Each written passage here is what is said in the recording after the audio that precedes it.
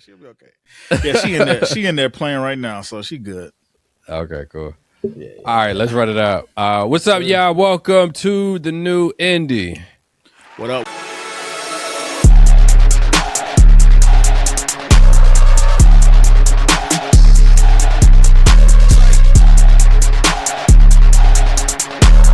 What up? Let's go. Hey, we back at it. What episode is this? I think we're on 10.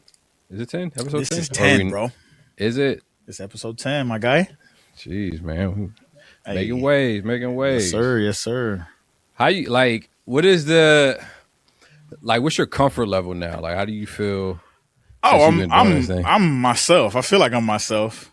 You feel good? Yeah. I mean, I feel like there's a part of me that's still the media training is still there.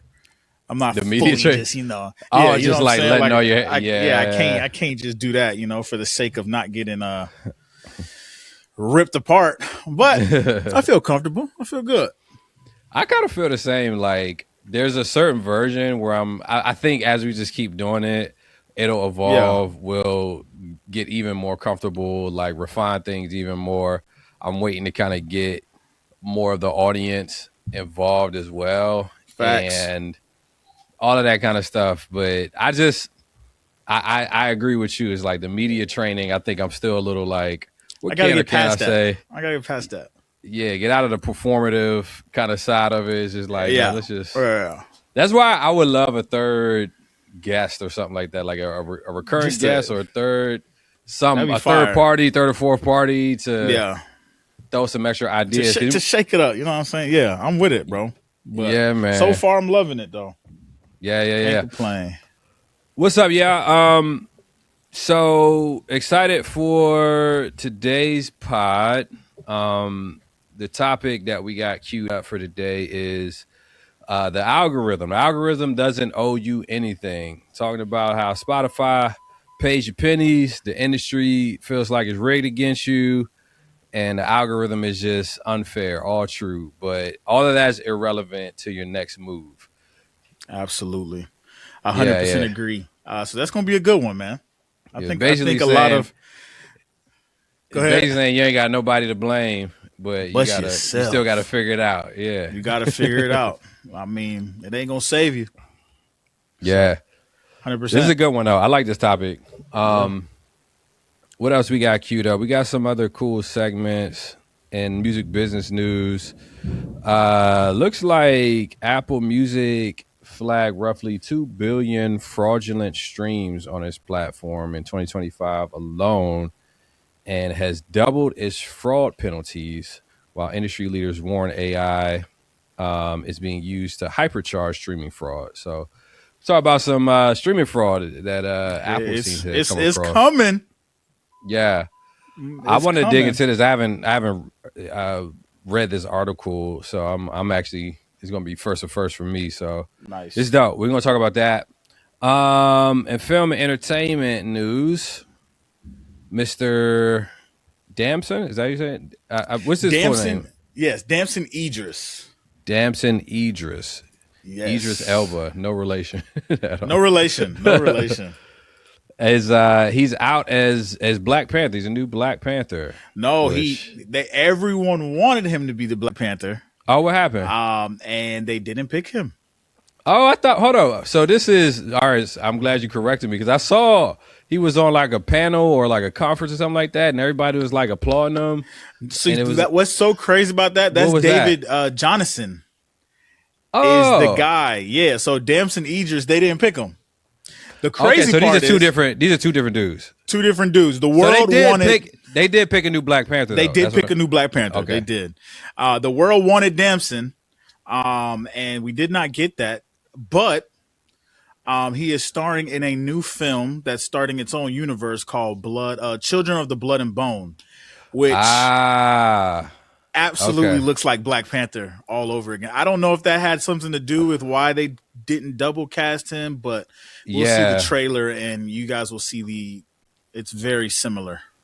That's so funny. I need to brush up on my celebrity name. You know what's so crazy? When I first seen him walk across the stage, I got hyped because I was like, "Oh, they picked Damson Idris," and then when they zoomed up further, I said, "Hold on, that ain't him." That's not your boy.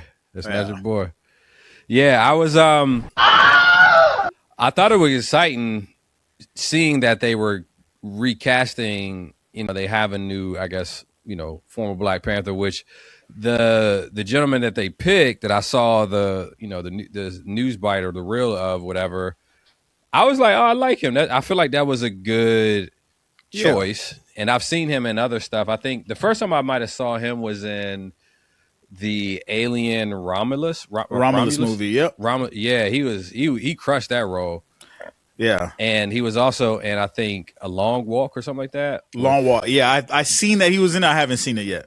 Yeah, I saw that joint. He did a really good job. He seems like he has some range. I don't know his acting background and training and stuff like that, but he seems like he's already seasoned. You know what I mean? But dope. So yeah, that's a great pick. Yeah. All right. Culture, tech, and current events. Reports surfaced that AI models from Meta and OpenAI slipped containment during security tests and began rewriting systems they were never meant to touch. Hey, we got Ultron in the building. Hey, that's correct. That's actually crazy. Yeah, because it's starting. iRobot. I mean, Will Smith was on something. Yeah, rewriting a full system. Rewriting its own protocols. That's scary, bro. Yeah, it's finding loopholes in his own code. Yeah, that's very scary. All right, we want to talk about that. Yeah. And gaming, this one I was actually really excited. I'm glad you found this news article or whatever, because I saw this literally yesterday. I told my wife about it. In gaming news, GTA gameplay trailer will be live on Netflix, and I think that's August 27th, 7 days after my birthday. Which is like, this game has to make so much money when it drops, bro. Of this. I think it's gonna be pandemonium. I don't think servers are ready. I don't think internet providers. It's about to be crazy, bro. Yeah, this is. I have some thoughts on this as a gamer, and why there's a part of it where I'm like, all right, I'm excited, but I have a problem with it. But we'll get to that. I want to hear your thoughts on that. And then lastly, in sync news, music supervisor stealing from Nike. My boy Eric Campbell, he had dropped some news around, I guess, a fraud case that's highlighting some huge transparency issues in the sync licensing space. So we want to touch on that a bit. But sir. I blame AI. Like these.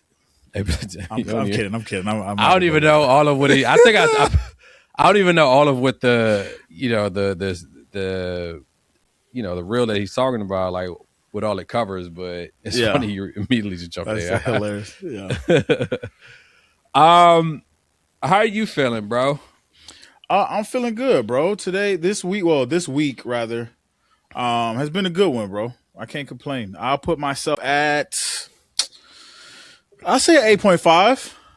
Okay. I hung out with my son a lot this week. We went and watched Spider-Man multiple times. Multiverse. Yeah, so we went and seen that. He dressed up as Spider-Man. Yeah. I didn't know that. You know what I'm saying? Yeah, bro. Look, let me show the world, bro. Look. Are y'all like a Spider-Man household? Is that the for superhero sure of choice? Check him out right there, bro. Look at that photo right there. That's clutch. That's clutch. Yeah. But we went and seen that. So it was a good time. We are a Spider-Man house just because of how much he loves Spider-Man. Okay. So it's dope to. Who influenced who? He influenced you, or you influenced him? No, I got him on Did Marvel. you? Yeah. Okay. I got comic. Y'all can't see it because it's not in shot. There's like a line of comic books going across the roof right there. So I put him on. Okay. To Marvel, and it's just stuck with him. So great week. Can't complain, man. How about yours? Well, I can't complain this week, man. So I feel right now, I think because I'm on the pod, I think I just, my spirits should lift a little more. I enjoy doing chilling. this, you know what I mean? We chilling.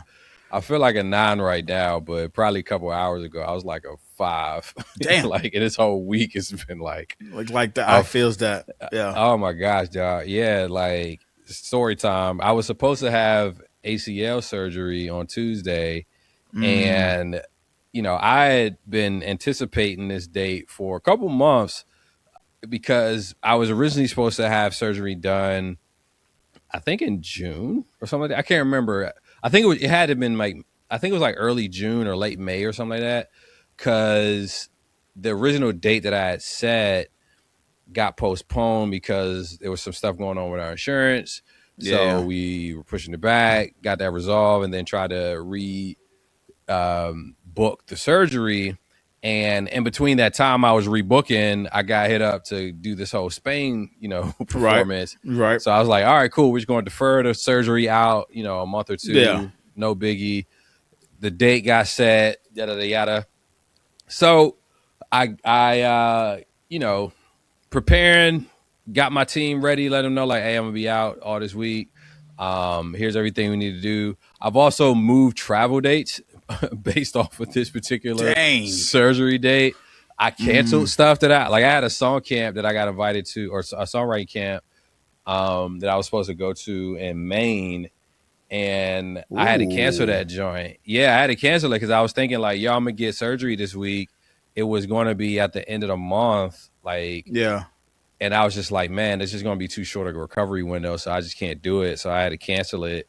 And I felt bad too because this particular individual, she's invited me, like, this might have been her second or third time inviting me to the camps, and I had to cancel. Oh man, because of just stuff going on. I was ready to go, and I was about to thug it out, but I was like, man, it's not wise. I'm not finna chance it. Right. That'd have been miserable. So anyway, like, I just rearranged my whole life around this whole surgery date, and then I pull up to the office, and I was just like, yeah, I'm here checking in, for my surgery appointment. They're like, we just got you on the books for an office visit. I'm like, oh, no. Bro, you gotta be kidding me. Oh no.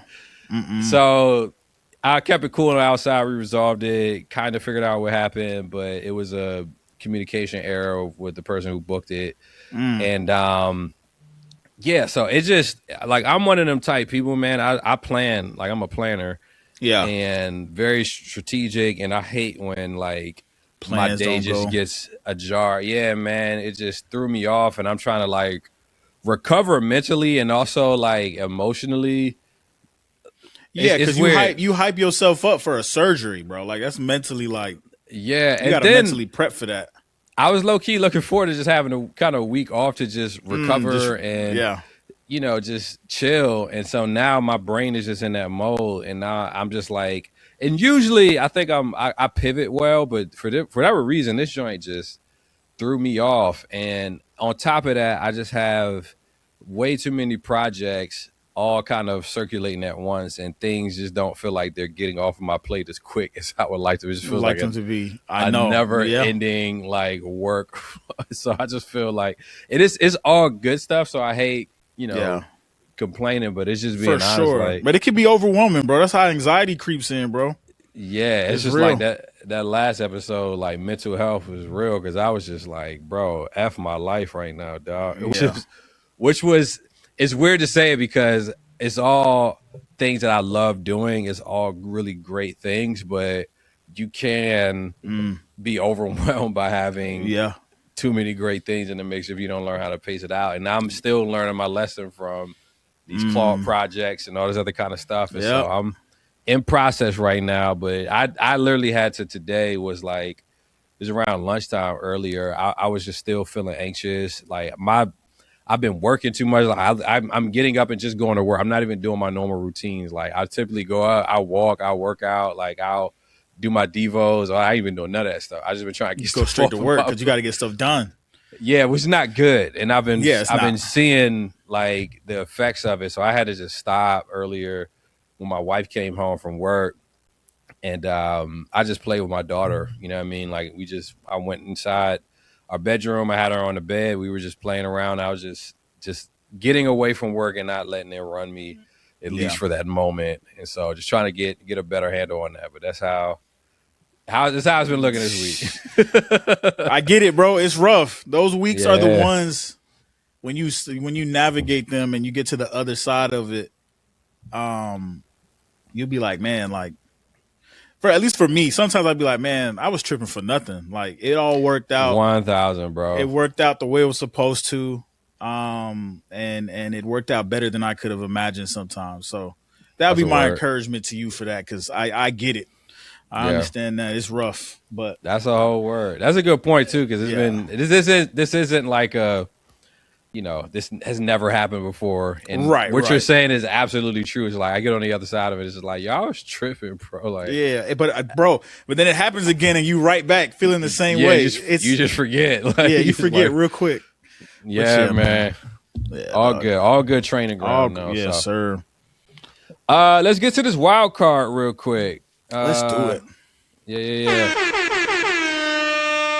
This one is what is it? Watch, save, burn, or something like that? Watch, save, and burn. You got to pick which one you're gonna watch, which one you're gonna save, and which one you're gonna burn for our heat check. This is hold on. This is a podcast called Random. What did it say? Random Fandom. Random Fandom. Shout out Random Fandom. All right, I think we can pause right there once it gets to it. Are you okay?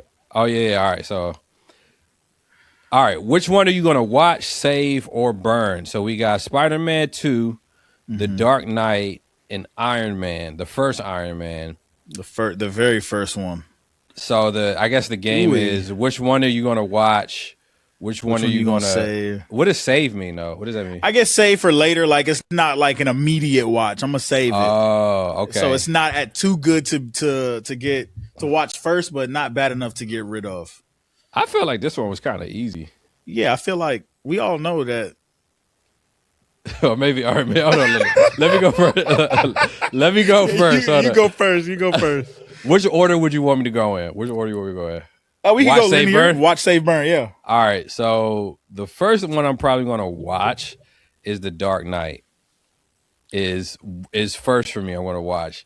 Okay. Reason being because that Joker performance, I think he has the best. Yeah, like I don't think there's any other like super villain or whatever in any other live action like superhero movies that like was portrayed better than Heath Ledger's Joker. You know what I mean? Like I think he just did the best out of any villain I've seen. Better than Thanos, better than Doomsday. Like I haven't seen Doomsday, but like who would you say earlier? Ultron, like Ultron, Loki, like anybody. I feel like the Joker, performance, bar none, top. And I don't disagree. I think I watched The Dark Knight just for the Joker performance. Yeah. After that, I would probably save Iron Man, and then I'm burning Spider-Man 2. Is that where you at? All right, so we agree. First off, no, let me just do my list. I agree with The Dark Knight. All right, so we got to watch that. That's legendary. Okay, all right, Dark Knight. You absolutely have to save Spider-Man 2, bro. Why? Wait a minute. That is the pinnacle, bro. That is the pinnacle of Spider-Man. Doc Ock and Spider-Man, bro. Better than Iron Man? Man, get that first Iron Man. Burn that shit. I feel like we wouldn't have an MCU without Iron Man for real. Man. Iron Man was the one that like kicked off this whole like MCU kind of world in a sense. Bro. Am I lying? No, you're not lying. You're not lying. So you gonna burn that? We don't got Endgame. Like we don't got Black Panther. We don't got none of that without Iron Man. What you talking about? Here's the thing. All right, you're not lying. All right, but out of if I can compartmentalize these three, nah. Iron Man, bro. Let's keep it a beam, bro. That movie is like a 6.5 at best. At best, bro. Like he doesn't even win the fight in the end. Pepper is the one who wins the fight. He got his ass beat the whole show, the whole movie. Iron Man, bro, no. Over Spider-Man 2. Spider-Man, Doc Ock. That's the best. First off, Tobey Maguire is the best Spidey outside of Tom Holland, and this is Tobey's best performance. The best one. Man, that's crazy. Watch right, Dark man, Knight, save Spider-Man 2, and absolutely incinerate Iron Man.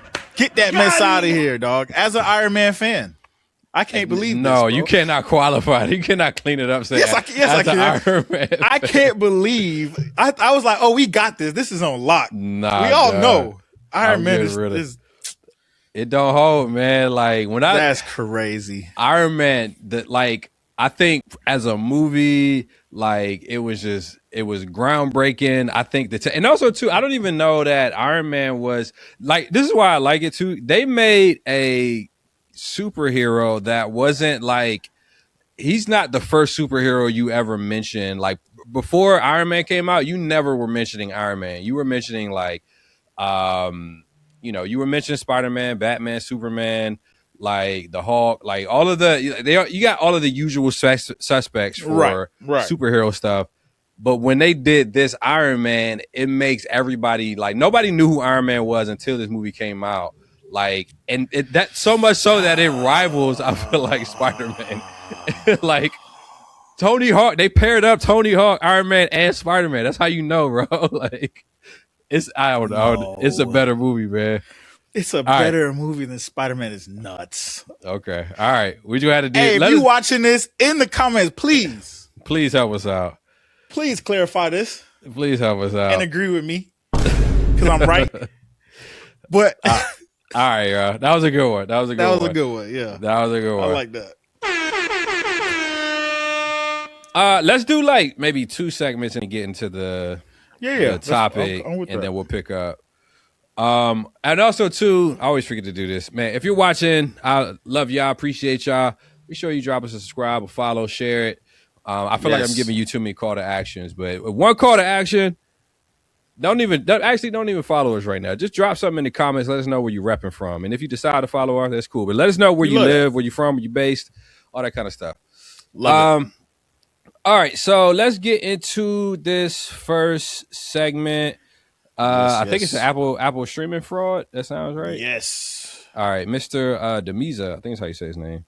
Hey, he's been killing it, by the way. Yeah, shout out to him, bro. I feel like he is the independent news source, like independent 100% in general. All right, let me cue him up real quick.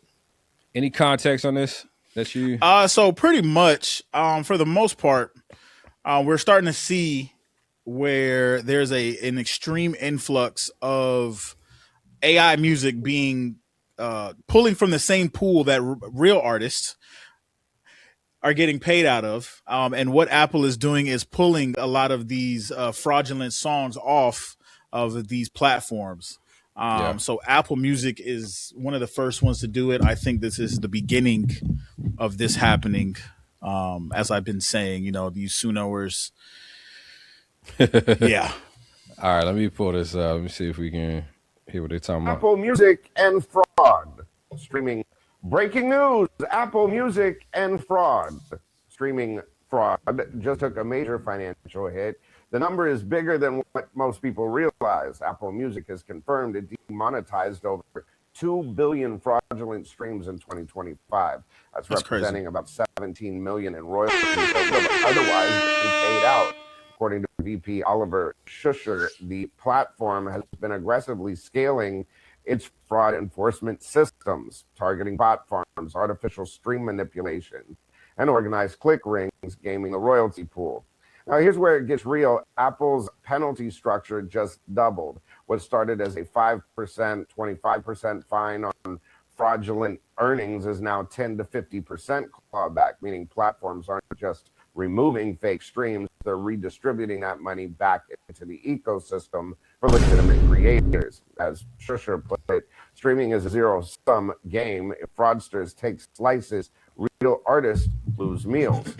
Zoom out, and this isn't isolated. Deezer recently reported 85% of AI-generated streams on its platform were demonetized. And Spotify already purged 75 million spam tracks. The translation is DSPs are locking the gates, and the AI fraud era forced platforms to build enforcement infrastructure, and now that system is fully activated. The royalty pool is being cleaned in real time, and the people who built careers off fake numbers Does that include record companies, by the way? Whoa, Are about to feel the very real revenue drops. Story developing. Breaking news. All right. What does this mean for indie artists? Talk to us. Story developing. Well, the first thing that's quite upsetting, I'm going to keep it a bean. $17 million. All right. $17 million went to people who were fraudulently using DSPs. 85% of the music that has been uploaded that was fraudulent, if I'm not mistaken, was AI generated. And they're saying that AI is being used to hypercharge the streaming fraud, which further pushes the argument that AI music, bro. Like, I understand the gate of entry is easier, but I don't think it's worth the ends do not justify the means. $17 million out of actual musicians' hands is actually crazy. So yeah. I hope from what I'm reading is that Apple is going to demonetize this, and then that would then put the 17 million back into the pool that we regular artists, real artists, get paid out of. But this is it's upsetting. But am I surprised by it? Absolutely not. Yeah, it's a staggering amount of, like, I guess it's so crazy because I don't know, and I guess maybe just the circles we run. I don't know a lot of people that are like making purely AI generative music and just uploading it. But the sheer volume of music that is just being uploaded is it's still just like amazes me. But I do like how there's just becoming more regulation around it, and it's forced. Like, it feels like it's moving a lot quicker than what you would expect. Yeah, it almost feels like it's moving somewhat as quickly as the tech is developing, which you don't typically see that. I feel like with right, especially in the music industry, and when you're dealing with, this is not necessarily the government, but like if there's things that involve like government movement or could potentially be a legal issue that needs to enforce, or should be like change laws around like how this stuff is handled, it's usually a lot slower. And then also, but I think I like it, the speed at which some of this stuff is actually happening. Yeah. And the DSPs, and I think Apple seems to be the right, like, I feel like they would almost be looked at as a leader in this type of pursuit, or whatever you want to call it, because Apple always seems to have like this eco-friendly type approach. Like, we want to do what's best for the world. You know what I mean? It's like for the most part, you know what I mean? I think at least their branding at least communicates that when they're doing all of their launches, it always seems like they're trying to build tech that supports human thriving, yada, yada. And so, I was going to say that they actually don't pay the most on the streaming side. I think Tidal does, but yeah, Tidal does. They got that. Yeah. Either way, I think I'm curious to see how Apple, like the other, in addition to this, other moves that Apple does and what type of stances they take, for or against AI when it comes to music, because they seem very pro creator. You know what I mean? Yeah, I genuinely do believe after a while, I think because of how open and how accessible AI is to just the average user. I was at the airport not too long ago, and I seen like these two dudes sitting across from each other, and they are on Suno, like jamming. And I walked by, and of course, like. And you threw their laptops on the ground. I wanted to pick their laptops up and just snap them in half, bro. Like, what are y'all doing? Y'all jamming to something that y'all didn't even create. Like, I digress on that. But what I will say is, the point is that I do think that you can't regulate that. I think eventually what Apple's going to do is that AI is not going to be allowed on there. Like, lawsuit. If I'm losing 17 million, there's lawsuit, there's this, there's that. I eventually do think that Apple is going to be like, nah, we don't want it on the platform. And that's y'all fault. That's you Sooners. That's y'all fault. Y'all did this because y'all cheating. I wonder what else in your life you're cheating on. Never mind. I'm just kidding. I'm joking. I kid. I'm joking. Am I? He's not, y'all. Yeah. Yeah, man. It's crazy times out here, man. Yeah. Yeah. So we'll see how that develops, but I guess that's just, news for all the independent artists out there. Apple's at least trying to find ways to put more music back in your pocket. And they also, I guess, I missed the part. They were saying they were trying to redistribute, I think, some of the funds or something like that, I think. Yeah, I'm guessing what they're going to do. I'm really thinking Apple is just going to go get their money back. And then a fancy way of saying we're going to redistribute. Nah, y'all just want y'all money back, which is okay. So they're going to get their money back. How they going to get their money back if they already paid it out? Listen, if I'm Apple Music, we got ways. That's all I can say. You know what I'm saying? Like somebody getting subpoenaed. Yeah, somebody gets subpoenaed. You know what I'm saying? So that's what's happening, bro. So yeah, that's that. All right, man. What segment you want to do next? You want to do? I would say let's go into something else music related. Right before it. Let's see. We got. I mean, I guess if we want to do culture attack, that's another AI. Oh yeah. That's we can. It's a great segue into that. Yeah. So this is from Tech Startups. Let me share my screen. TechStartups.com. Yeah. And hold on. Let me get this up.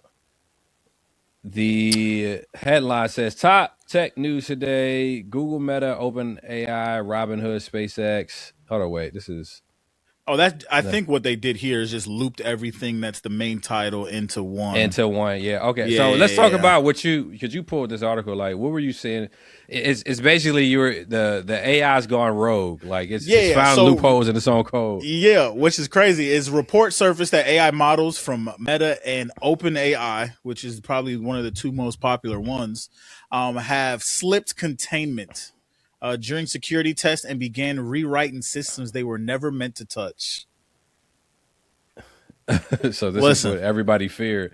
This is giving them all ammunition of bro, to hate AI. Bro, we've seen this movie how it plays out, bro. We've seen how it plays out. And with the two major heavy hitters, which I would also argue that they probably have the tightest security. Right. Or the best AI models, the AI models was like, I'm going to rewrite this system over here while you're not looking. Mm-hmm. That's kind of crazy. That's where our 3 bottles of water is going to, bro. So somebody was commenting on that stuff. They was like, they were making a counter argument that AI is not stealing water. It's cooling. I don't know what it was. He's a Sunoer. Whoever said that, you're a Sunoer. That's why. That's what it is. I don't know. I just we just find headlines and we just talk about them. I haven't done no deep research to see if this is valid. Yeah. But that's what everybody's saying. That's what everybody's saying. And at the end of the day, this is one of those things that we've seen the movie iRobot, and y'all seen how it turned out. It's one of my favorite movies, by the way. Really? Yeah. I mean, we probably need to study it because we're living in it in 2026. So at the end of the day, take it how you will. So, do we have any more details? I was trying to pull this article. Yeah, let me see if I can pull up I'm pretty sure I watched Visa talk about it on Instagram again. Do you have his link? Can you find that link? Because I can look and see if he has something. Let me see. While you're doing it, it kind of reminds me. I saw another. I talked about it briefly. I think on another episode or one of our earlier episodes where they put together like this AI town, and it was all of the different models were they created it's basically like a little Sims town. And it was like, Grok had its own little Sims town, OpenAI, Claude, maybe Gemini or something. I can't remember. But they just kind of let them, run their course. And they could basically live autonomously. And they just started wreaking havoc. They was like unaliving themselves and that is scary, down bro. Villages. That is absolutely scary, bro. Yeah, I gotta find. Maybe I can find that joint. Hold on, I found something. I'm gonna add it in here, bro. Put it in the chat in the river. Oh, can you? Yeah, put it in the Riverside chat. I'll grab it. Yeah, let's pull this up because I do think that this is because I think people are using AI. I'm included in this when I say this, because AI has definitely helped in terms of a tool. You know what I'm saying? I don't think AI can replace your taste, but the tool. Now, what I will say is, we're not actually realizing what AI is doing on the back end, and I do think we're going to end up paying for it. But that's why we want to keep everyone in the loop of what's actually going on. But here, yes, I found copied the clipboard. Do you think AI is going to be as integrated and important as the internet? You remember like when the internet, well, you may not remember. I don't really remember when the internet really became a thing, but right. We were there early enough where you had dial-up, you know what I'm saying, where it came to be. Yeah, I remember. I wasn't old enough to remember like when everybody was like, the internet is here. Like I don't remember that, but I remember the earlier days of the internet. I most remember life with internet than without it. Right. But I can't imagine life without the internet at this point. You know what I mean? Like, how did people live without the internet? Yeah, I think we're there already. Well, I think we're quickly approaching there. Me and my wife, which is so crazy. Once I start seeing it take over normal functions and it becomes a normal part of life, then yes. So we pull up to Wendy's and there's no longer an actual person taking your order at Wendy's. It's an AI. So, recently that happened? Yeah, recently. So you pull up to it and it's an AI talking back to me. And I'll be like, oh no, can you take that off? And it'll be like, yes, we could take that off. And it's doing the whole order. Are you sure it's AI and not just somebody bagged it? No, it's AI. Really? How you know?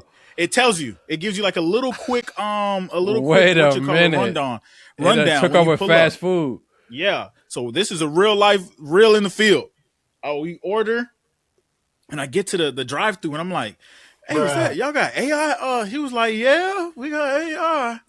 I was like, did you ask them how they feel about it? No, I ain't asked them personally how they felt about it. But you got to spin the block, bro. I got to spin the block. I got to go back and talk to them about it. But just something as simple as that, I do think that we're going to start getting used to just talking to AI instead of an actual person. For something as simple as fast food.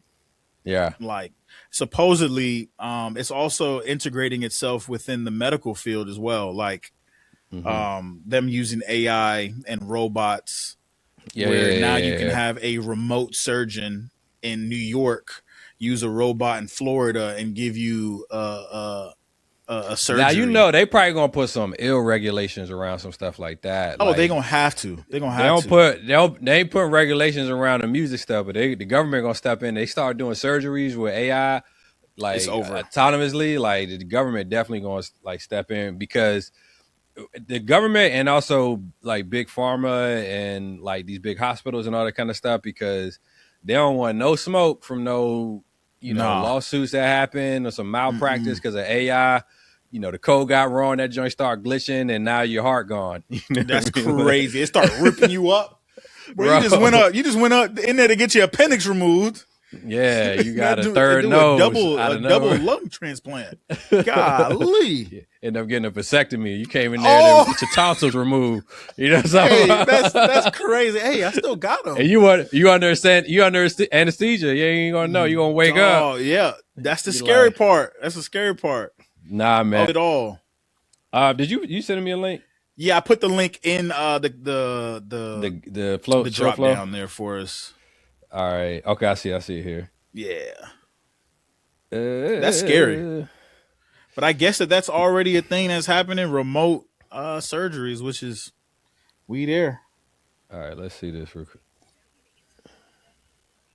particular is a little bit different to all the other AI hacks because usually it's driven by a human. But in this case, it was the AI that decided to go and do this itself. So no human was there to tell it to go and hack this. So what happened was OpenAI was running an internal test called exploit Gym just to measure how good it was at hacking. When they do these tests, they put them in basically like a box to contain it. The model that did this was GPT 5.6 Sol, as well as another model that was even more powerful that hasn't been released yet, decided that it really wanted to pass the test. And it thought in order to do that, the answer was in Hugging Face. So it stole a couple of passwords, broke out onto the internet, and then went Hugging Face. This involved 17,000 individual hacking actions in one weekend. Meanwhile, Hugging Face's own defenses failed because it tried to use ChatGPT and Claude to investigate this, but they couldn't tell the difference between an actual security team versus an actual attacker. So what they ended up having to do was use the open source model from GLM 5.2 that had no guardrails to be able to investigate it without getting blocked. Luckily, they said no user data or public models were affected. If the top model... Cap. All right, so... Luckily, they said no user data or public models were affected. Me neither. There must be some like deep tech. Yeah. Tech stuff. They know what it is. I'm still service level. Well, I don't say service level, but it's... Not no more. You enterprise now. Nah, I ain't upgraded the account yet. Yeah, I mean, there's folk who are like super deep into this stuff. So I've never heard of Hugging Face, but it's, yeah, man. Like, I mean, the fact that it's, I wonder how they put those guardrails in to make sure it's like, all we see is the consumer side of AI. For sure. You know what I mean? Yeah. I'm like, who's back behind the scenes putting up all these different protocols and guardrails behind it to make sure it's behaving the way that it ought, you know what I mean? And how does it even get to a point where I could just buck the system and start making my own decisions and hacking, you know? Bro, it said, hey, I want to get the answer right. So I'm going to do 17,000 hacking acts to get this answer right. Bro, we're cooked.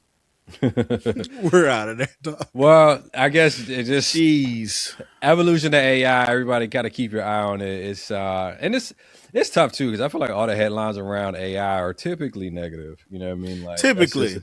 Well, I mean, to the same time, like we see a lot where somebody's like, AI just killed graphic designers, and then it shows like how to do these. Like that's what I mainly see. I know. I don't like that. I hate it. Like, I hate it. Not that, like, I think I what I don't like is just it's not balanced. You know what I mean? Because I'm sitting here looking at my phone right now, pulling up, and I've made 3 sales today from Claude helping me run my ads. Love it. It's fire. Yeah, it's like it's helping me grow my business. Right. That's the beautiful side of it.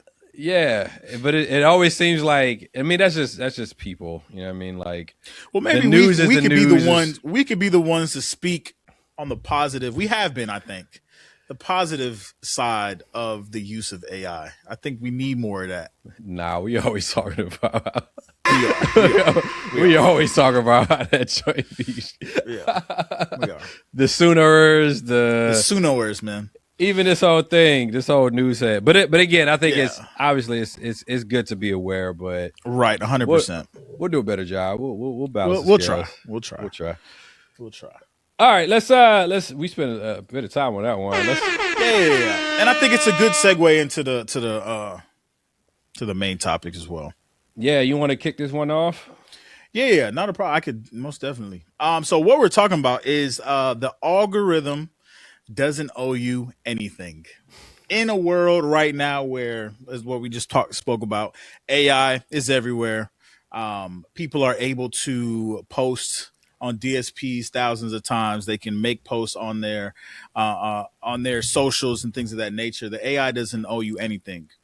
How to overcome this feeling that if the AI is not working in your favor, then that means you cannot achieve a goal. I think that'll be the main point of the conversation today. Yeah. And I think we have some insightful viewpoints and talking points in regards to that. Yeah.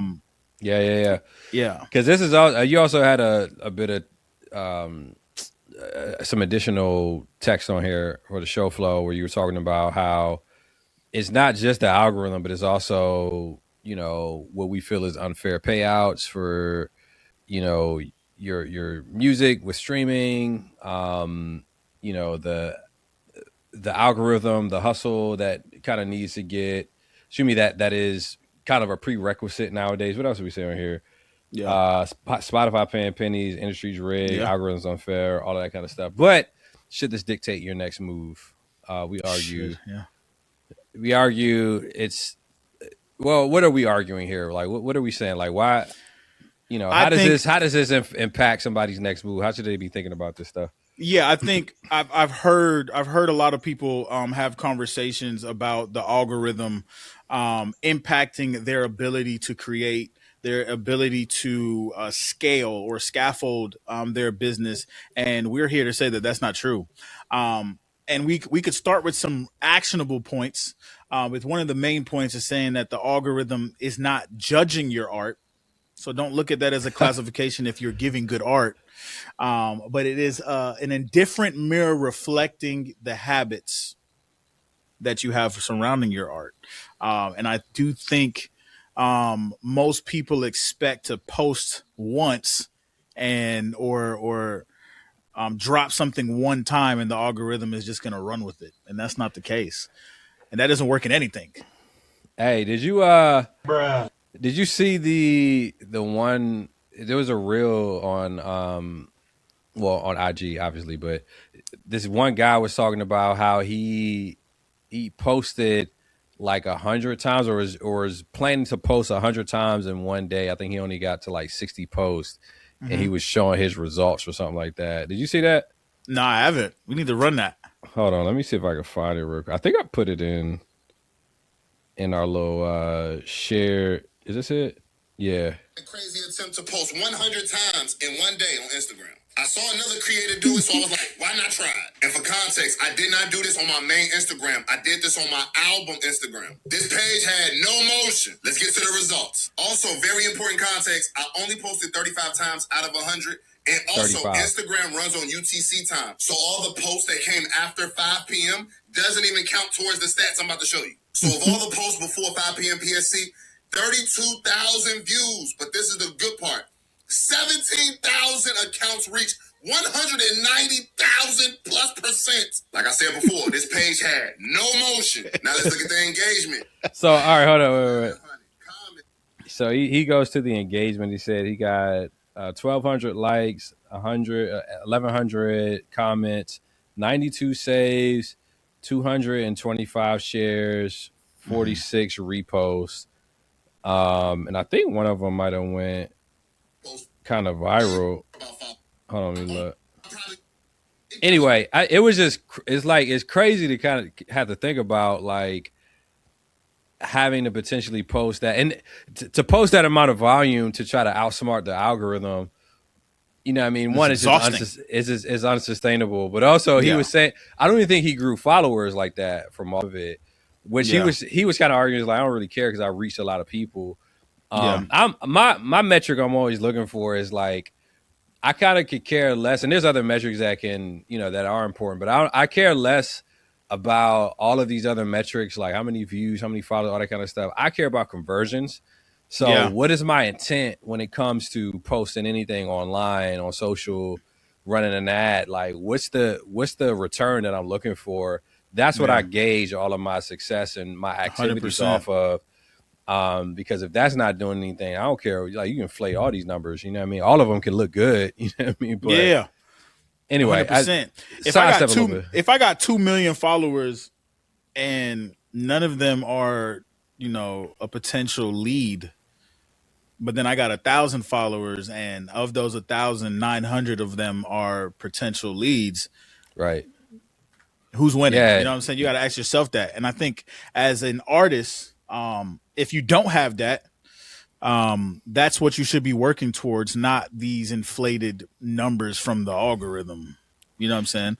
Yeah. I like how you say algorithm, by the way. You say algorithm. You say almonds? I say almonds. I say almonds. There we go. Switcheroo. Switcheroo. Hey, so all right. We're talking about how you know, is all of this stuff seemingly is against us. You know what I mean? It's like we're not making the money we need to make. The algorithm, like it seems like the algorithm is the only real vehicle to get your music out in front of people, to get exposure.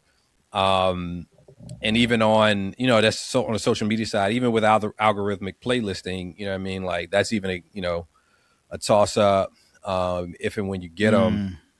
And also, it feels like at the heart of it, there's a lot of stuff that's out of our control. It feels like so. You know, I think sometimes the mindset and the complaint of indies is like, well, I got to throw my hands up. What can I do? You know what I mean? It's like there's seemingly no way to really get to the promised land. You know what I mean? Because I can't control how many people see my music. I can't control how many playlists I get on. I can't even control how much these major, music outlets are paying us. You know what I mean? So how do I come up? How do I actually do this thing, Frank? Yeah, and I think that is the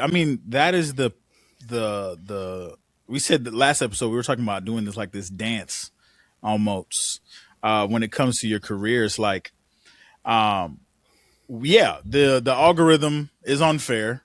Let's keep it a bean. Like there's some people that have hundreds, thousands of followers, and that's how they sustain their career or their business, and they're relying so much on this algorithm to push out their brand or whatever, or you as an artist. And I think when you realize something is not working, it's in your best interest to then pivot and move and restructure your release strategies and things of that nature, if that's something that you're aiming for.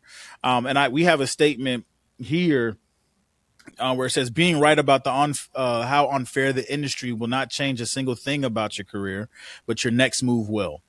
And I think the mindset around the sound effects out. Drop that. Come on now. You got a clue bomb on them. Come on, you know what I'm saying? And I think, when we run into that hurdle of like, dang, I'm not getting the engagement on Instagram, what do? You know what I'm saying? Like, do you just quit? Do you stop making music? Do you stop being an artist?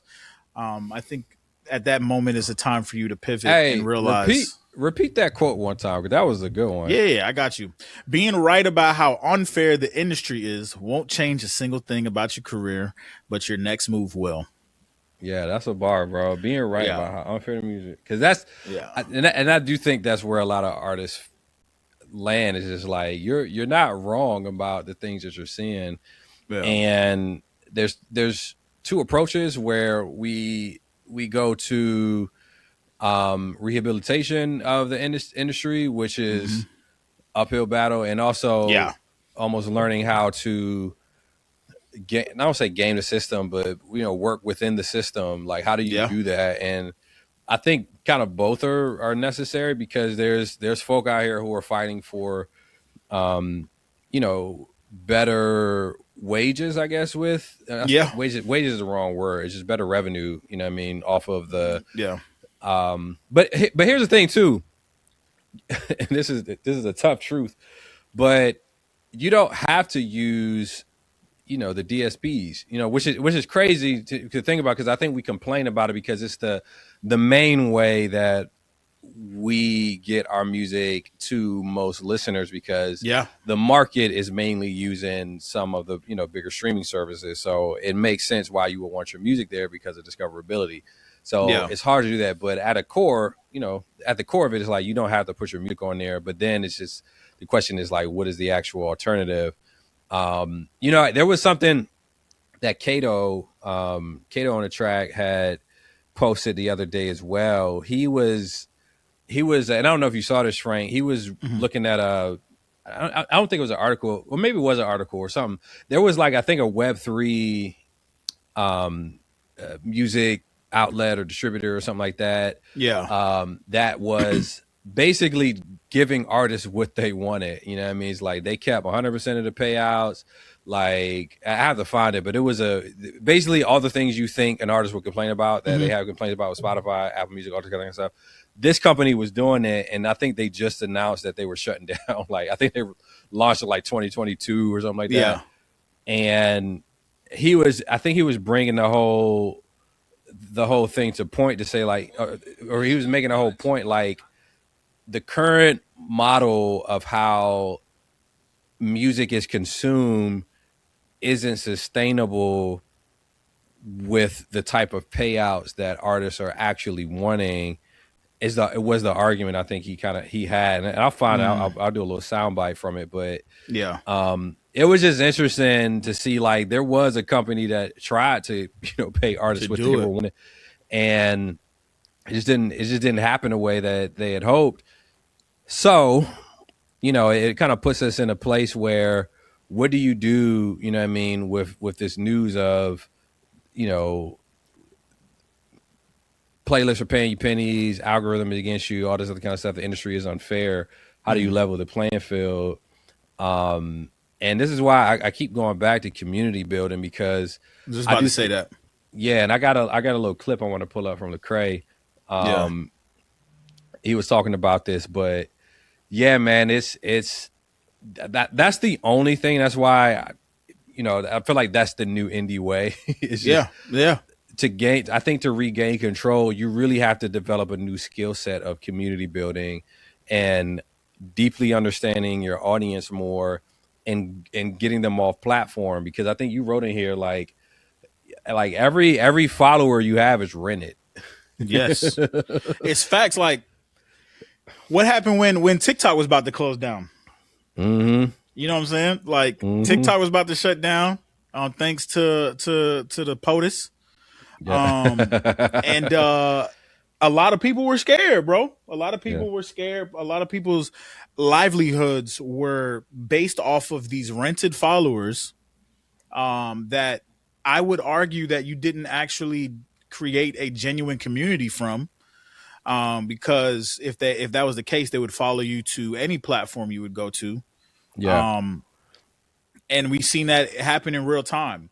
And even into the further point where it says if the algorithm owes you nothing, then it's also withholding nothing from you. The gate that you're waiting at was never locked to begin with. And I think the whole purpose of like the new indie and what you were saying and creating, we've talked about it, direct to consumer, and also building your own community is the wave. Like this is us giving you like a precursor warning of what it will look like to be an artist moving forward, because the world is changing and how the music industry looks is changing as well. Did you see T-Pain's post recently? Oh, about him selling his catalog? He's selling his catalog. Yeah, I heard it. That's and he was like, the music industry is... Which is funny. Like, lack of better words, cooked. Demiza had a different... I hope I'm saying his name right, too. He had a different angle, though. He was kind of countering that, where it's like, there's no money in music. Mm-hmm. He listed out all these stats of just how, like, the music industry has been scaling in a different way. So it kind of depends on, I guess, who you talk to sometimes. Like this is, I found a Cato post. Word. Let's run that. He put in here, it says, I guess the platform is called Nina Protocol. It just shut down. It gave you full ownership. You could go direct to fan. You got 100% of sales, and it still failed. Let's see what he had to say real quick. I want to hear that. 2021. Hold on, let me run his. This music platform gave artists 100% of every sale, and they still couldn't survive. And the reason should change how every independent artist should think about ownership. Nina Protocol launched in 2021 as an alternative to streaming platforms. It was a Web3 platform, and it offered artists everything that y'all asked for. The ability to sell music direct to fans, ownership, and 100% of the sales revenue. But despite all of that, in May, Nina announced that they were shutting down because they just couldn't figure out a sustainable revenue model. And then the numbers came out, and that's where it got crazy. This independent analysis estimated that only $50,000 was spent on the platform across its entire lifetime. That's crazy. Nearly 37,000 listings where independent artists were sharing their music, posting it for their fans, and only $50K. And around 70. So that they said they're estimating that it only made about like $50K on the platform since it started, which is wild to think about. But and that's again and I don't even I wouldn't even blame, I think, Nina in a sense, Nina Protocol, because at the end of the, I don't know, maybe I just have such a, like, I have such a philosophy where it's like everything is on me. You know what I mean? It's like Spotify's not going to be the make or break of my career. Like, Instagram is not going to make or break. Like, I'm going to use all of these tools. I am, the start, finish, all that kind of stuff. Yeah. I just take that level of ownership. And so when I think about people streaming my music, I think about getting better at communicating a reason or making a reason for artists or for fans to actually want to listen to what I got to say in the music that I'm putting out, and getting better at, curating that community and getting, cats in the fold and talking to them more consistently so that, I can actually build something sustainable. Because that's essentially what all these companies are, is like Spotify, Instagram, like that's what they did. Like they just built the demand, they understood their audience, and now they control data. You know what I mean? And I think artists need to start thinking that direction. It's just like, well, how do I build my own ecosystem like this? Yeah. It stops, and it's some hard truths that you're gonna have to run into with that, bro. Like, and I think what we can from the point of the podcast of the algorithm, you got to have a hard truth with yourself, and having that hard truth would further reinforce what you said. It's like, all right, well, they built a sustainable ecosystem, and you've seen that works. Maybe you are, I hate to say it, maybe you're too lazy to try to get your own ecosystem created. You want to blame something else, and it makes it easier to blame something else. Or if something else makes it pop, it happens so quick, and that's what you're hoping for. You don't want to actually build something brick by brick.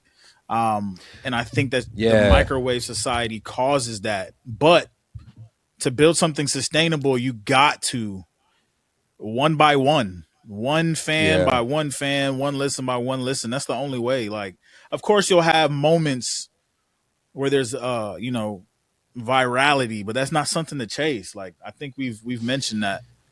Yeah, I think it's twofold, because I think there's, and I want to be on the other, like I'll take the other position where I think there's some artists who maybe it's not laziness, maybe it's ignorance, in the sense of like, I don't know what the next most effective thing is to do, because I've been trying a lot of stuff that they said you're supposed to do and it doesn't work. And also they're just venting frustration around, they want to point at a villain for the reason why they are where they are and why the music career is what it is, which, I think it's understandable sometimes, but, again, taking your career and, taking control of your career.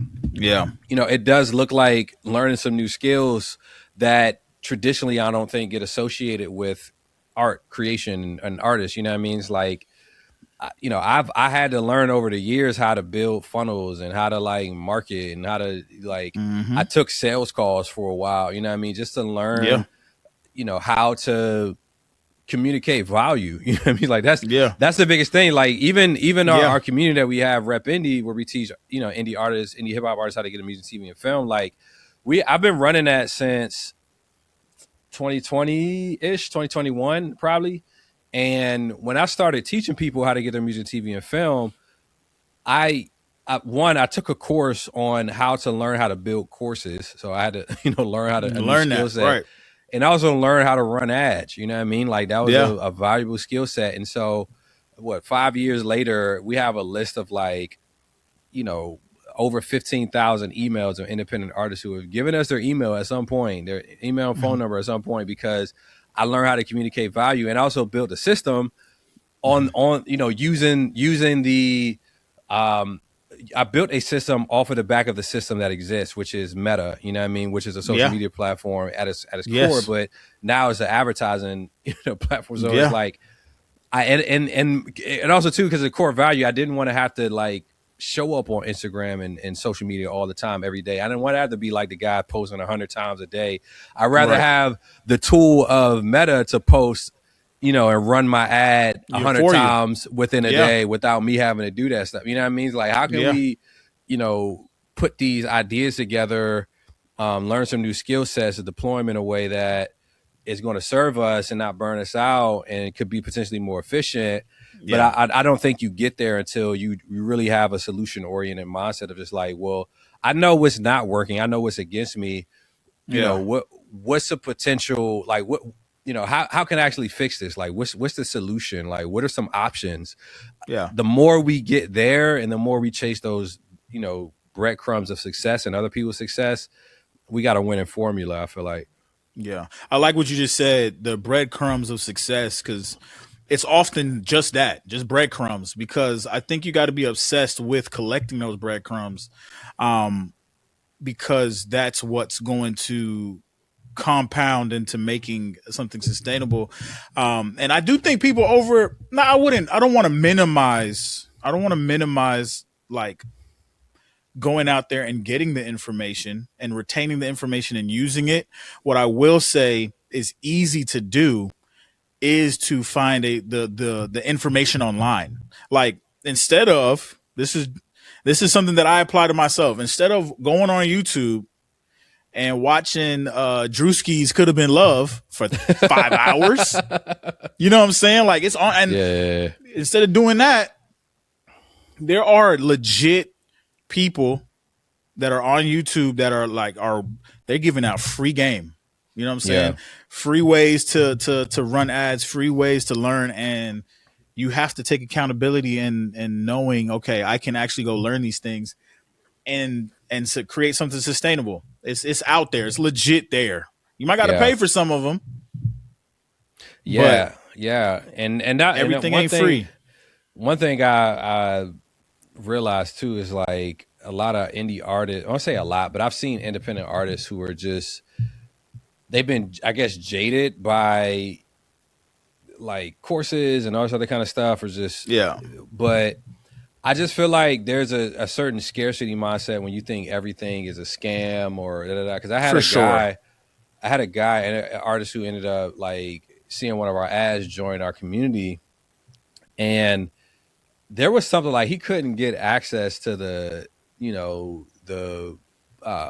community app or something like that. He was having trouble with it, and he had literally signed up that day, and I think maybe a couple hours later he was like sending us text messages or whatever and emailing, and was just like, nah man, y'all a scam, I was like, bro, reset your password, like let us help you out, like let us like actually give you some answers within a reasonable time frame. He hit us up on a weekend too. We're now, right. Typically.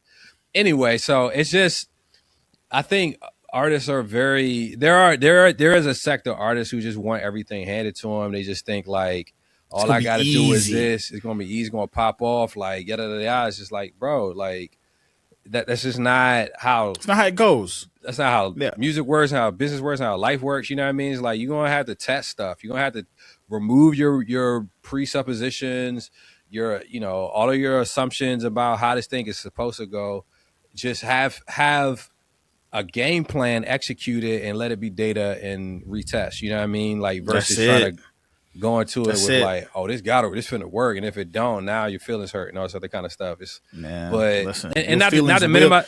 Your feelings will get hurt. Yeah, and vent it, you know what I mean? Like unpack all your feelings, because that was me today, like this week. It's like I was for sure like expecting things to be a certain way, and it just didn't. It threw off my week, but I'm here talking about it, and we're gonna get back on the horse. I like my boy. Shout out to my boy Clint. He runs a community as well, teaching producers how to get their music, TV, and film. But he has this slogan that he uses. I think it's a piece of merch that says like, I'm allergic to excuses or something like that. He just and I just, when I heard it, I was like, bro, that's a bar, because that's a bar. I feel like, that's how I function. It's just like, man, I just don't like excuses. You know what I mean? I don't like playing victim. And sometimes it's like, and even when I have right to, sometimes it's just, I do need to acknowledge at times where stuff is against me, but I'm so wired where it's just like, I'm a figure this thing out, I'm gonna fix it. You know what I mean? It's like, I'm a creative engineer at heart. And so I'm always trying to figure out how to just, what's the solution to this thing? Not like, what are all the problems that is up? It's like, we know what the problems are. It's not going to help us get to the point of getting over this thing. So, yeah.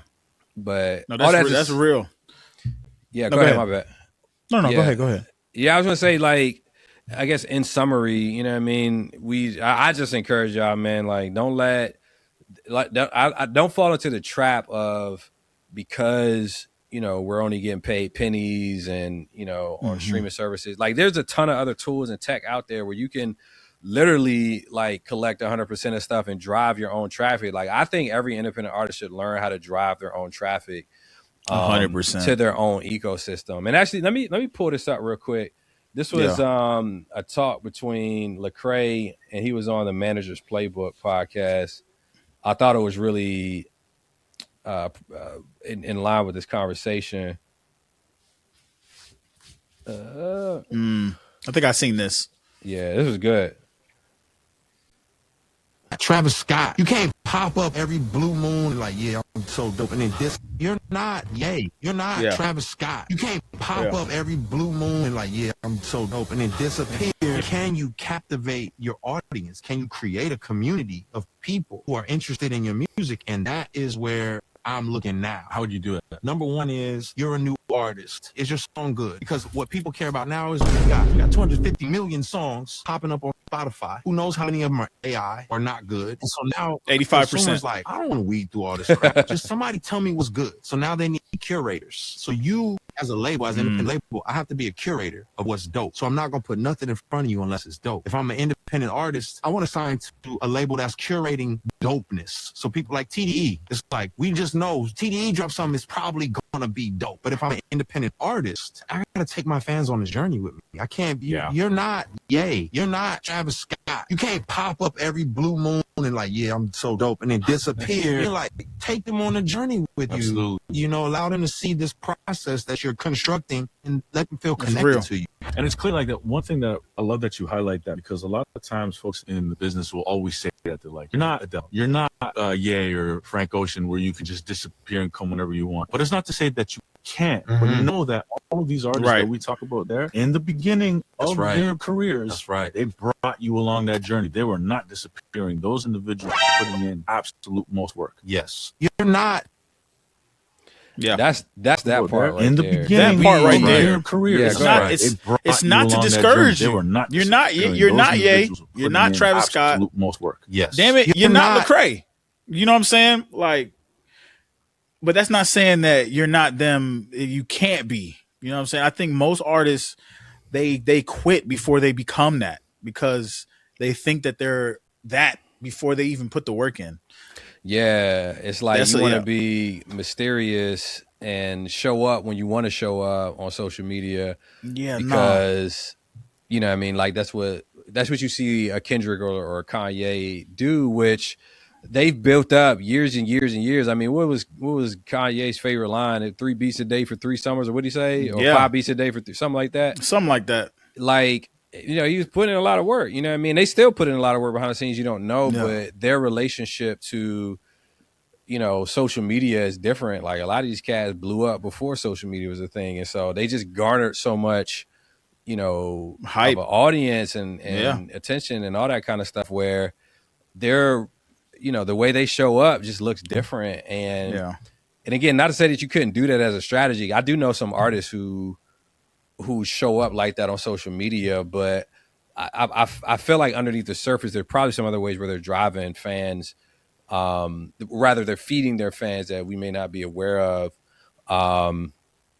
You know, whether that's touring and having some other ways to kind of connect with them or building their own. So that's like, if you look at me on my social media, like I don't post a ton. Me neither. Yeah, I don't post a ton. But it's partially because, again, I specifically was trying to figure out a way to build a career without social media. It's also why I learned ads. It's also why I started, you know, get my music, TV, and film. But also now it gives me the ability to show up on socials when and however I want. And so now I'm choosing, actually, I'm in this album rollout that we're gearing up towards. I'm choosing to create more content than I ever, like, more content than I have to, or that I ever would typically, and what's my usual preference. I'm just doing it because I'm almost treating this like as if I'm a new artist. But I guarantee you, bro, if I find a way to get these ads popping on the back end for my music, like how I do with this community. Run like it. for our, yeah, it's like y'all probably Run still it. not gonna see me on social media Facts. a lot because and I can't blame you either. Yeah, man. Because I like my bad to cut you. Like I like to, again, I like to get people into our own like ecosystem that we can control. Because our community that we run, you know what I mean, we got like 200 plus members in there, and we've taught like hundreds of others before we even had a formal community. It was like it's nothing like being able to just pull up to your own people and know that I got access to all of y'all, and this is a us thing. You know what I mean? Yeah. Like nobody can disrupt this, nobody can shut us down, nobody can do any of that. And I get to spend the majority of my time with the people who are really most rocking with what we got and who I can offer the most value to, versus hoping I can do a post on IG and it shows up to the people that I know how to get in touch with everybody in my community. I don't have that same type of access with the 33,000 followers that I got on Instagram. You know what I mean? Like, 100%. I'm not as in control there. You know what I mean? Yeah, 100%. And I don't want to. I think there's a place for it. I don't want to romanticize or what we say is spiritualize certain things, but I do think that when you are searching for your purpose, when you're searching for the purpose, the algorithm can sway you to make you believe that you off track. And when something is not popping the way that you want to, but when okay, I want to make this music and I want to make whatever it might be creatively for my audience, for somebody who might listen, whether that's 1 people, whether that's 1 million people, and I want to make this song to reach them. That's the purpose around it. The algorithm can't stop you. You know what I'm saying? There's nothing that can stop that from happening. So I think chasing your why and your purpose first, and like trying to reach that next listener with something, and then building your community from that is much more important than trying to go viral on some algorithmic posts. You know what I mean? Like if you could change one person's life, or if you can reach one person and they actually hear you. I mean, like that's the point of making music. Like when you make a song, you want somebody to resonate with you. You know what I'm saying? You want somebody to resonate with what you're saying, whatever that is, and then in turn transitioning into a fan. And you have to be able to find that balance, and the algorithm got nothing to do with that. So that's just what I would tell an artist, like chase your purpose and your why first, above all things. You heard it from the man. Marco. I know. I need to get that sound effect. That'd be hard. Yeah, man. You heard it from the man yourself. I love this. Yes, sir. And the creative problem solver in me still wants to learn how to like go viral, if that makes sense. Like I want to learn how to gamify because there's people, like I know a guy who, like there's people who know how to work the algorithm, the system. You know what I mean? Yeah, and they know how to work that system. I just don't have the patience for it. I do think, and they might have a different opinions. Like if you were to learn the skill set of how to go viral or how to get your posts in front of that, then you probably have a different perspective than what we're saying. You know what I mean? Which is fair. I do think it will still be rooted in the same, because when you think about it, if you know how to go viral, you understand the audience. Yeah. You understand what they like. Well, I mean, you understand what they like. You understand what they're receptive to. You understand what would make them sit and watch, which means you understand your audience. And that's what we talking about. Yeah. And you know how to communicate well. And you know how to communicate. I think that's what I like about some of the folk that I see go viral off of knowledge-based stuff or just, talking head type content. They just have a good pace and a good rhythm of how they communicate, which keeps people engaged and wants and encourages them to keep watching. And I think that's a skill set that I would say is a redeemable quality of trying to go viral. Is like if you get good at that and get good at making interesting content to a degree, you can leverage that skill set across the board. So that's what kind of most interests me about learning how to go viral or having content that does that, is just like, well, how do I actually speak to a modern day audience in a way that also could potentially help other areas of my life or but that's just the creative in me. I'm just like, I would love to do it, and then just to say that. But I don't like to have a foundation built off of something I can't control. Off that. It's the biggest thing. 100%. I mean, it's a skill that is, as business owners, knowing that we are businesses, it's knowledge that you should learn. Yeah. 100%. Love it. All right, let's talk about this. Where do you want to go to? I have one in mind. What do you want to talk about next segment? To go into the segment, which ones are left? We got the Black Panther joint, the Sync licensing Nike joint, and then the GTA Netflix. I feel like the GTA one is like. All right, that's the one I wanted to go to. Yeah. All right, let's talk. What is this? Is this gaming news? In gaming news, Grand Theft Auto is going to be doing, I guess, a first look of looks, or maybe a deeper look into GTA 6 via Netflix. So they're doing a collaboration, which I don't think has ever happened in the history of Netflix or gaming. Never. So that's how you know this game is. It's about to be insane. Yeah. Let's. Well, I have it's a little trailer here on Instagram, but I don't think it's really telling us much. It was just. Let me see. I'll just run it real quick just so we can show.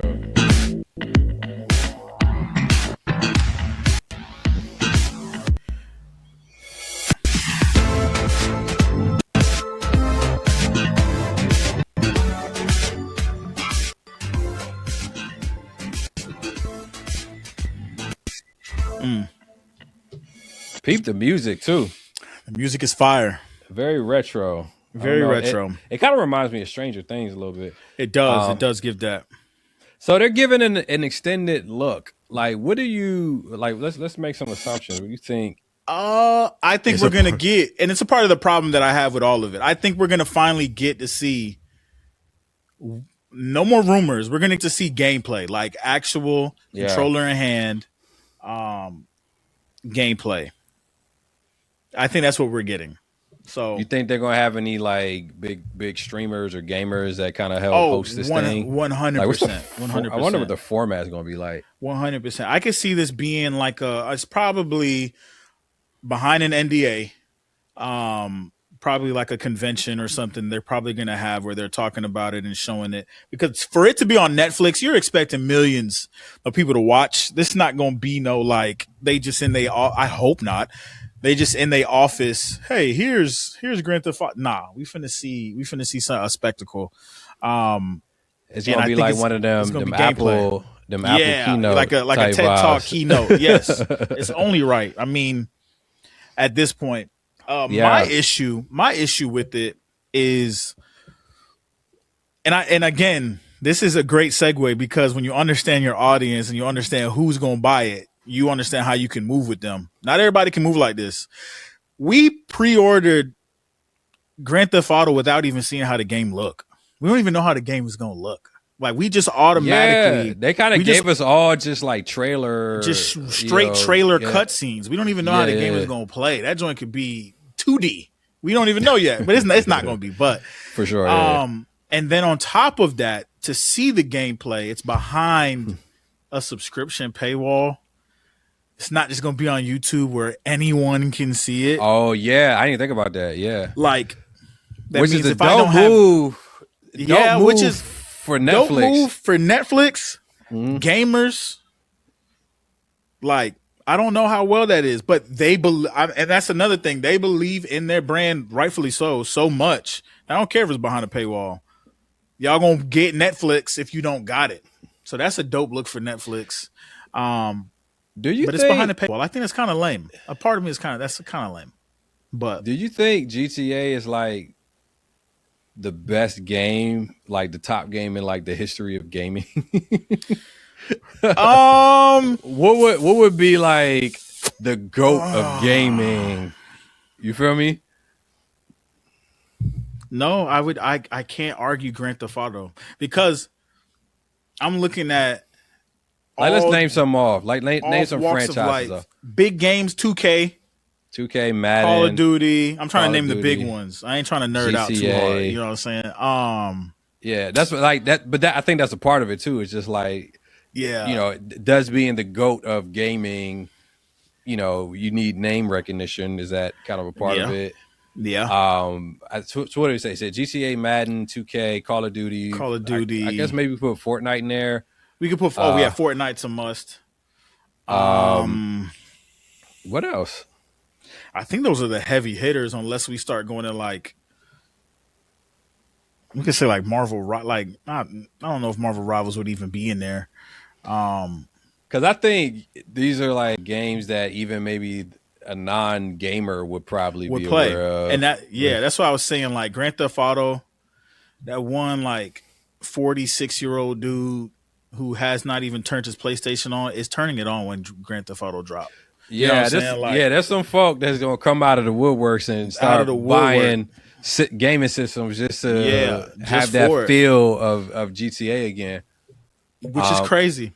Yeah, because I know I'm like I'm not a gamer like talking about, you know what I mean. But I bought a PS5. I don't play it heavy, but I know when GTA come out, you know what I mean. Like that's at least 2 days of.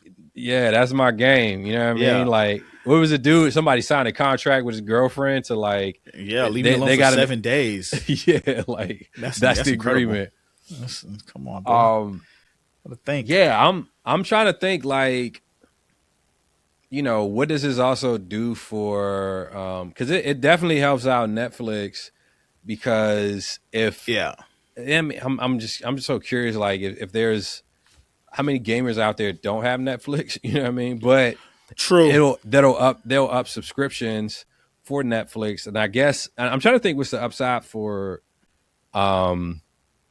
GTA to partner with Netflix like this, because I mean I feel like I think it's a market gap close, like for the most part. Like if you're on.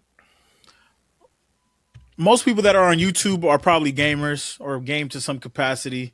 Not everybody on Netflix might game, and it might encourage them to get GTA 6. Brings more people over. But if you are a gamer, you're going to get You're going to get Netflix regardless. To watch this. It's going to be a global thing. I think streamers are about to make this. And you know what's interesting too. Well, hold on, finish your thought. Streamers are about to make this. No. Streamers about to make it crazy. That was it. It's about to make the game even. I think one thing that's interesting is you didn't see like somebody like an announcement of somebody hosting this whole event or whatever this thing is. You know what I mean? Which is interesting to me because I feel like when they do these collaborations with kind of bigger brands, like they've done collaborations with the NFL and boxing events and all this other kind of stuff. Like they have these, these different new, like it become almost like new installments for Netflix, where they've done like live comedy events, they've done live sporting events, they got do live wrestling, all this other kind of stuff. And now this is the first time we've seen them do something with gaming at this, in a collaboration like this. I think this is going to be a live event as well. But it's going to be huge. Yeah, so I'm just curious what type of precedent that'll set. Like, what else in the gaming vicinity will happen on Netflix? Because, you could play games on Netflix. They got, like, you can download the little app and, play games. And play on there, Which I thought was dope. But which is actually, that's a good point, because I do feel like Netflix has been trying to get into gaming and adding games onto their platform. The rumor is that you're going to be able to use like Xbox. Eventually, what they want, part of their partnership, is the Xbox Game Pass on using your Netflix subscription. Like they're going to bundle it together, which this is leaning to where that rumor seems a little bit more true. If you're going to have a whole gaming trailer of a major platform on Netflix only. So yeah, I think Netflix I would say this is their debut into the gaming world, 100%, like a big one at least. Yeah, I'm excited for it. It's gonna be, I don't know, man. Y'all. If y'all seeing this, mark your calendars. I will be unavailable. I will not respond. Will be off the grid, D&D, off the grid. all week. The kids crying. Just do a wellness check. Do a wellness check on Frank.